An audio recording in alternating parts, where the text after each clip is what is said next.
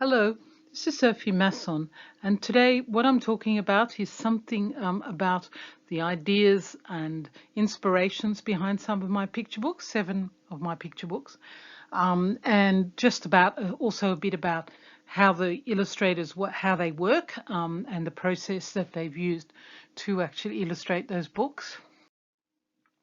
So I'm going to start with Two Rainbows, which was published by Little Hare in 2017 and was illustrated by Michael McMahon. It had a long process over several years because it actually started as a poem. This is the poem. Bushland Rainbow.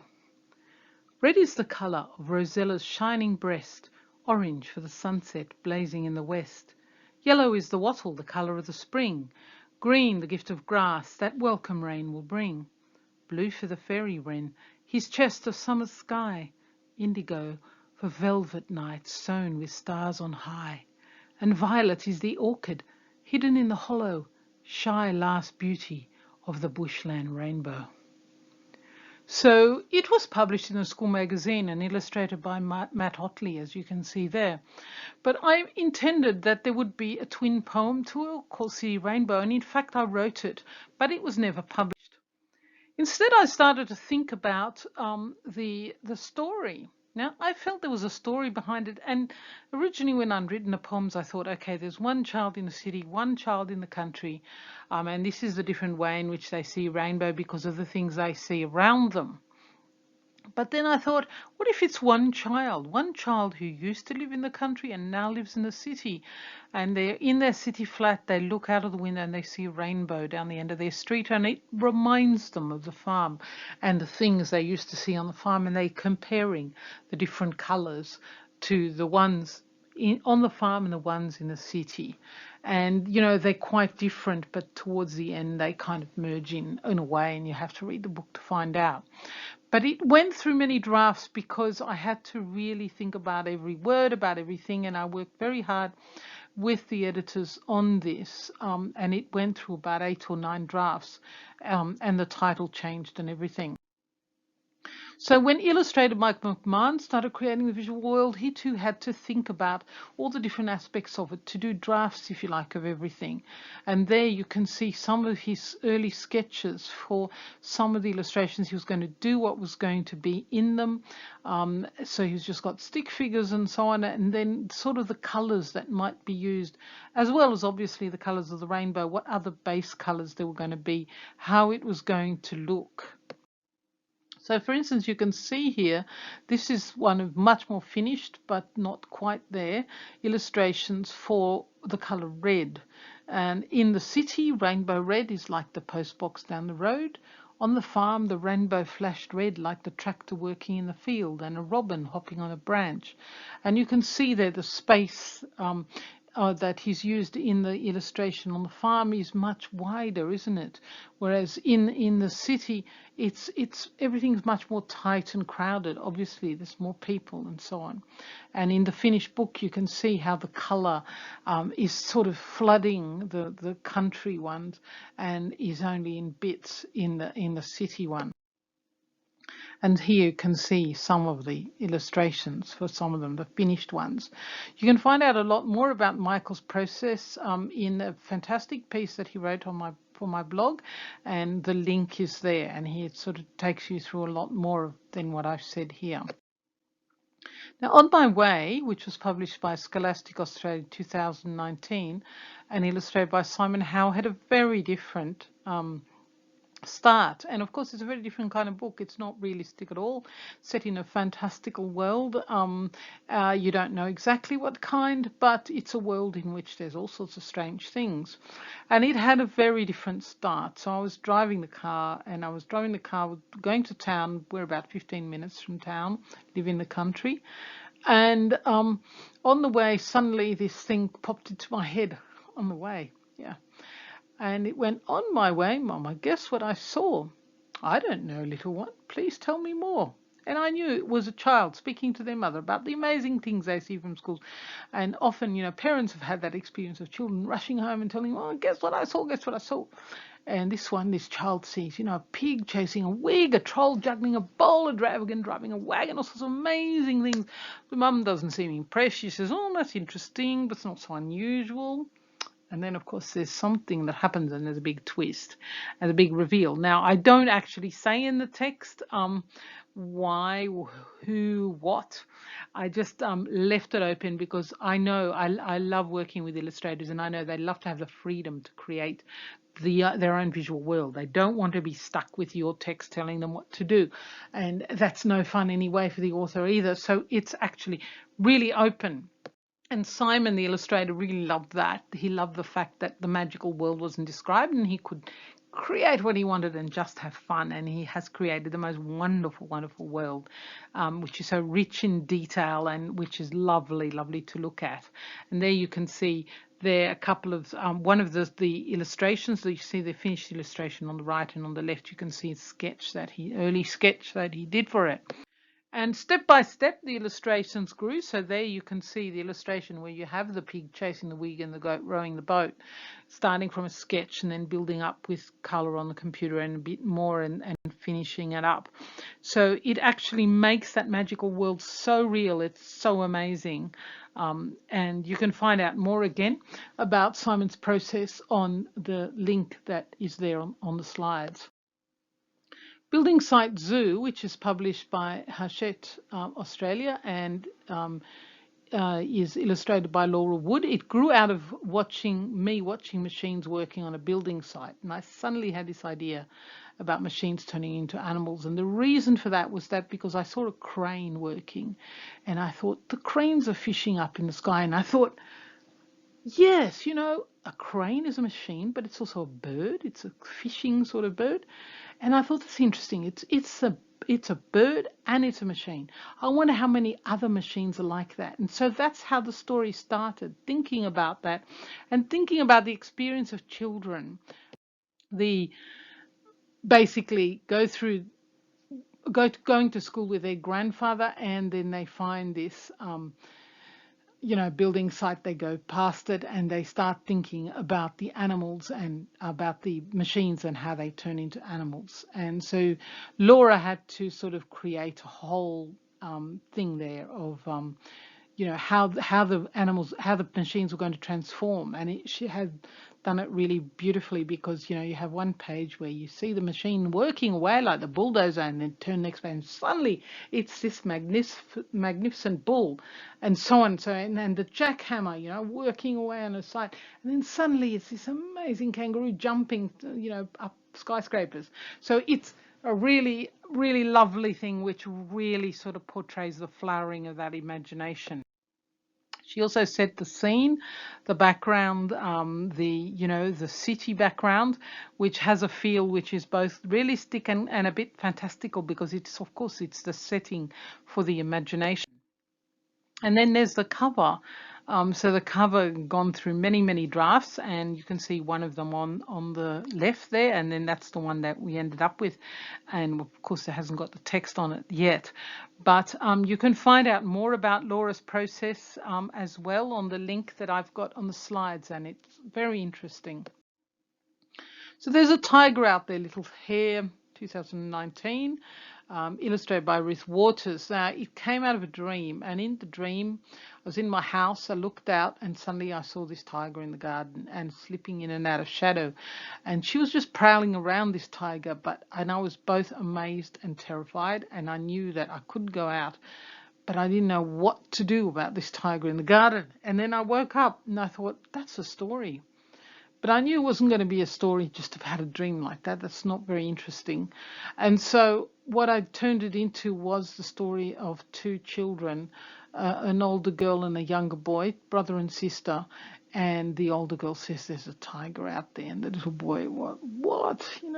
So building up the relationship between the siblings, the older child who's much more bold and the little one who's much more timid, and then what happens. And once again, there's a bit of a twist there. But to actually get it right took many drafts. Now, the illustrator, Ruth Waters, works with different types of media, and there you can see some of the character sketches that she did, how she started to build things up. There you can see some of the coloured papers she uses. She dyes and uses to create the collages that she makes. There also you can see some lovely sketches, character sketches. See, the expression of how the children are. And there you can see, the older sisters leading everything, and just the way the expressions on their faces and so on. And also you can see the color palette that she's used for different characters and different situations. She works with pencil, paper, collage and paint, and just amazing these collages that Ruth makes. If you go to the link there, that you can find out more, not only about her process and about the process that she used for there's a tiger out there, but also there's links to videos that she's made which show how she creates the collages. Just very short wordless videos which are really fascinating about how these amazing little creations come out of these bits of paper. Now, Join the Armidale Parade was published by Little Pink Dog Books in 2019, and it came out of the fact that I live near Armidale, and my friend Kathy Creamer, the illustrator, lives in Armidale too, and she and her husband are co-owners of the Armidale-based publishing house, Little Pink Dog Books. And we were talking about things one day, and I said, oh, how amazing the parade is. And we're talking about how colourful and amazing, what a great subject for a picture book it would make. And in fact, then we started doing it. And the parade happens during the autumn, at a time when all the trees in Armidale are going red and gold. It looks fantastic. And there's this amazing big parade through the town, which is made up of all sorts of community groups and art groups and so on. So you've got everyone from lots of international students in Armidale because it's a university town. So you've got people in national costume, you've got people from the Medieval Arts Society, you've got ballet, you've got antique machinery people, you've got old cars, you've got truck drivers, you've got army, you've got everything, and they're all parading through the town. And it's very colourful and very interesting, and they're led by big pipe bands which make amazing sound. So, the parade takes a long time to go through the town, and there's quite a festival atmosphere. So it's a lot of fun, and it was a lot of fun for Kathy to create the illustrations. And it was interesting too because we were able to work together. I was able to see the illustrations as they were being made because, normally it's always the publisher who chooses the illustrator, and the author obviously is always consulted, but because mostly they don't live in the same area as you do, so you don't get to see the storyboards and stuff until the publishers send them to you. But with this book, it was different. We were working together.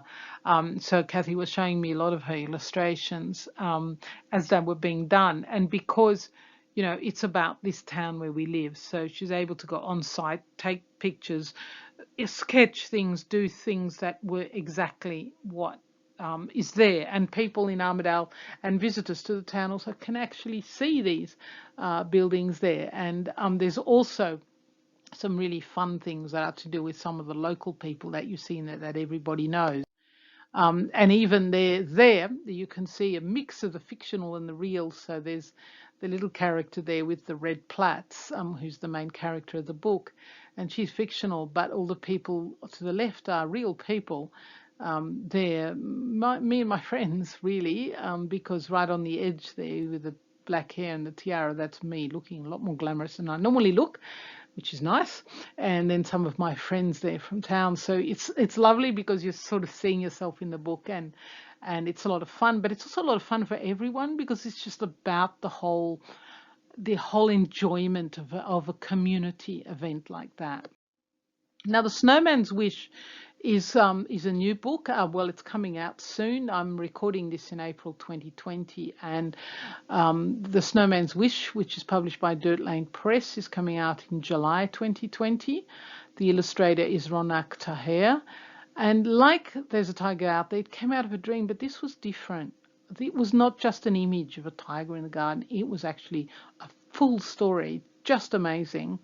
And I worked with the first words in my head. The snowman was new to the world, and the world was new to him.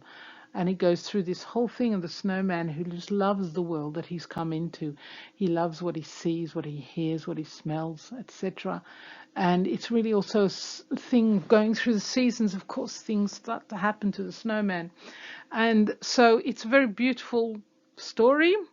And I really, when I woke up, I knew that it was something that worked. It was like this magical gift that had been given to me in my sleep. And I I wrote it down very quickly as soon as I awoke, and then I told it to my husband, and he loved it. And then I rang my agent and sent it to her, and she loved it, and she sent it straight away to Marguerite Le Bon at Dirt Lane Press, who loved it as well. I'd worked with Marguerite before, in fact, on Two Rainbows when she was working for Little Hare, and so it was just one of those things that this is just a magical moment, a magical thing that happens. It happens not very often at all, in fact, very rarely, but this time it did. So it was like a wish in itself. And the illustrator Ronak Taher comes from an Iranian background, and it's influenced her choice of color and pattern. But Iranian illustration is incredibly beautiful, very diverse, very distinctive, lots of color and pattern, and very interesting ways of showing people and all sorts of things. And it's like Ronak's work is inspired by some of that traditional stuff, but it's also very much her own. And there you can see the end papers. They're very much inspired by sort of, elements of the book, so you'll see. I mean, the snowflakes is at the beginning and the flowers are at the end. So it's a very extraordinarily rich palette and the world that she's created is just a world of magic, of fairy tale, of beauty, and it's just a magnificent book, and I can't wait to see it out. House of Mud is also going to be published this year in August 2020 as well. And it comes out of our experience. When our children were small, we built our own mud brick house, which we still live in now. Our children now grown up and gone to the city and have children of their own, but they love coming back home to the house, and we love living here. And it's just was an extraordinary experience. A lot of work because we did it all by hand without power tools or anything. Kind of crazy, but it worked. And it was just amazing experience just building this house out with your own hands. And the children really wanted to be involved. They were pretty small, but they all wanted to do something to do with it. They used to come out to the block and make bricks. And it also, this book also remembers our dog Tess, who was a lovely dog that we acquired during the process, and she was a border collie cross, and she was such a nice dog. And the children really wanted to make her a kennel and make these little mud bricks and so on. So you can read all about it. It's based on our experience, but it's not exactly our experience in the sense that I had to speed up the process in the book a bit, otherwise it takes too long. But I've written a little story behind the story, which will come out at the same time as the book. But it's just really very much the family experience, and also the experience of building a house, which is an extraordinary experience. So the illustration process, the illustrator Katrina Fisher, she doesn't live here, she's in Victoria, and she used our actual plans and photos to help inform the visual world she was creating. You can see there our three children when they were little, actually making a brick there with the mud and everything, and there's some actual plans of the house, which actually the actual plans of the house, some of them are feature in the end papers of the book. But she didn't just use them as a copy, she just sort of created this amazing world of her own as well. So the sketches grew from the photographs, and there's the real Tess there on the right, and there's Tess in the book. So it's just so lovely actually to see her come back to life in this book. It's really quite extraordinary. Tess lived for 15 years, and she was a much loved family pet, and she had a very good long happy life. She's gone now, but we all remember her very fondly, and certainly in this book she is a star.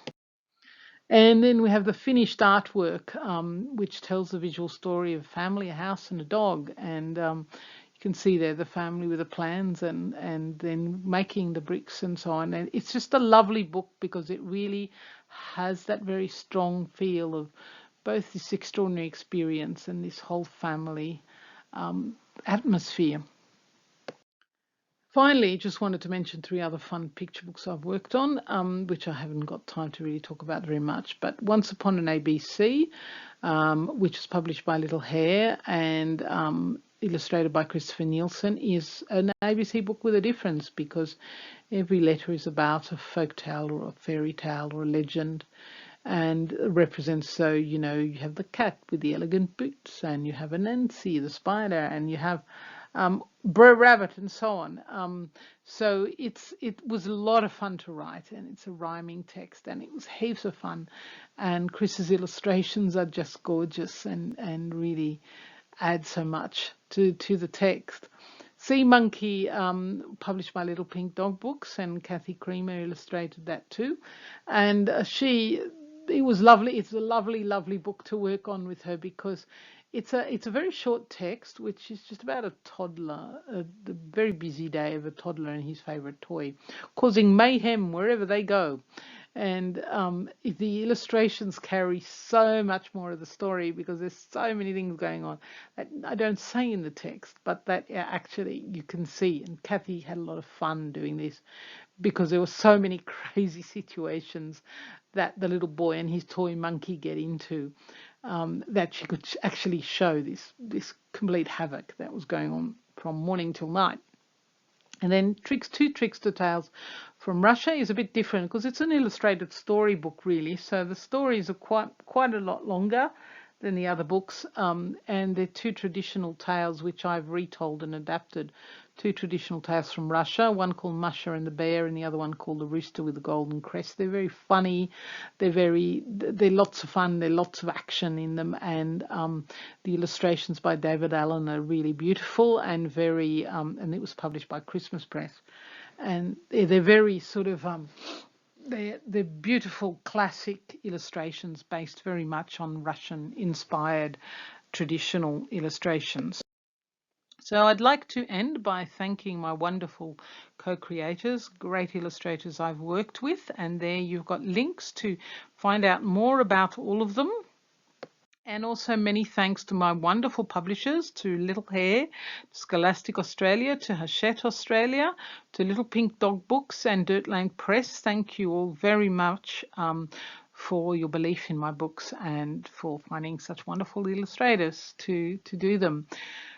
So I hope you've enjoyed it, and if you'd like to find out more, head over to my website, www.sophiemasson.org.